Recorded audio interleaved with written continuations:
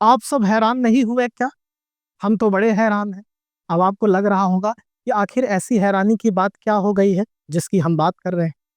हम बात कर रहे हैं सांसद जनार्दन मिश्र के उस राजनीतिक हमले की जो उन्होंने वोट चोरी के कांग्रेस के आरोपों को लेकर किया था।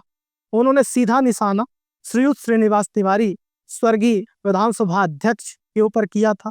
कहा उस जमाने में एक घर से 1111 वोट निकलते थे। उन्होंने स्वयं चेक किया है और श्रीयुत श्रीनिवास तिवारी की जो जीत होती थी वो फर्जी वोटिंग की वजह से होती थी। यह बात उन्होंने 2 बार दोहराई।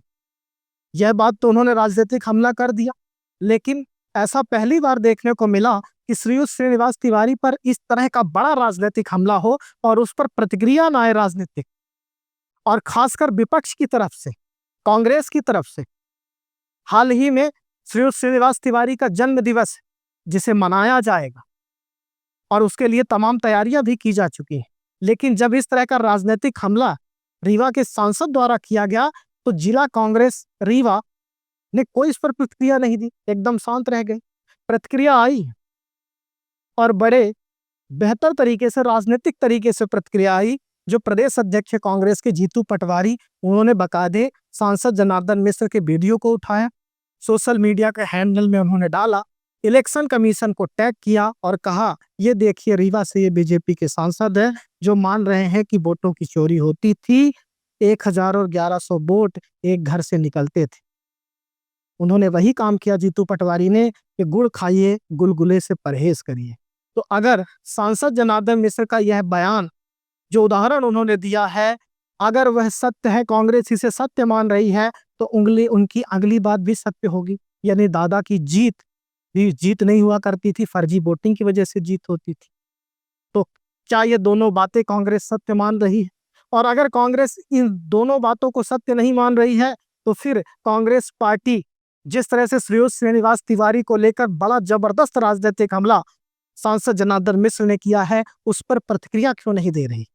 जबकि जब चुनाव आते हैं तो रीवा कांग्रेस श्रीयुत श्रीनिवास तिवारी के नाम पर वोट मांगती है, उन्हें अपना आदर्श बताती है, संजय गांधी की बातें होती हैं, उनके तमाम कामों की बातें होती हैं, उनके जो पुराने कार्य हैं, उनकी जो पुरानी शैली है उसकी बात होती है। तो फिर इस तरह के राजनीतिक हमलों का जवाब क्यों नहीं दिया जा रहा है? क्या इसमें कोई बड़ी राजनीतिक चाल छिपी हुई है, या इसमें फंसने का डर है कांग्रेस का, रीवा जिला कांग्रेस का? ना वह जीतू पटवारी के उस बात को खारिज कर सकते हैं जो उन्होंने उदाहरण के रूप में दिया है, और ना वह दादा के पक्ष में खड़े हो सकते हैं। स्थिति कांग्रेस के लिए विकट है, लेकिन इन विकट परिस्थितियों के बीच में यह समझना आवश्यक है कि आखिर राजनीति होती कैसी? राजनीति ऐसे ही होती, अपनी सुविधा के अनुसार चीजों को कर लेना।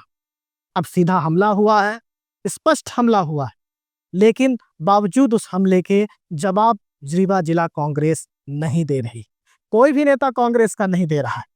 जबकि और कोई ऐसा मुद्दा हो जाता, दादा के खिलाफ कोई अगर ऐसी बात हो जाती तो डायरेक्ट हमलावर हो जा, डायरेक्ट सोशल मीडिया में उसकी प्रतिक्रियाएं दिखने लगती थी। लेकिन इस बार शांति है। ना केवल मैं कांग्रेस की बात कर रहा हूं, भारतीय जनता पार्टी में भी शांति मची हुई है। भारतीय जनता पार्टी पर भी इस पर कोई प्रतिक्रिया नहीं आ रही। पक्ष की तरफ से सांसद के पक्ष में कोई खड़ा हुआ अभी तक नजर नहीं आ रहा है। तो ये वोट चोरी का मुद्दा और रीवा सांसद जनार्दन मिश्र का ये बयान, इस तरह से राजनीतिक असमंजस की स्थिति रीवा में बीजेपी और कांग्रेस के नेताओं के अंदर लेकर आ गया है। ये एकदम खामोशी सी नजर आती है, और ये खामोशी सब कुछ बयान कर रही है कि आखिर राजनीति का चाल चरित्र और चेहरा क्या होता है। आप इंतजार करिए श्रीयुत के उस जन्मदिन का, जहां आप देखेंगे कि नेता किस तरह से उनके सामने कसीदे पढ़ेंगे। लेकिन जब बारी है कि उनके ऊपर आक्षेप लगा है उसका जवाब दिया जाए, उनकी जीत को बेहतर जीत साबित किया जाए, तब नेता चुप है। अब खबरिया देखते रहिए, हमें राजनीतिक प्रतिक्रियाओं का इंतजार है, जब वह आएंगी तो हम आपके सामने लाएंगे। नमस्कार।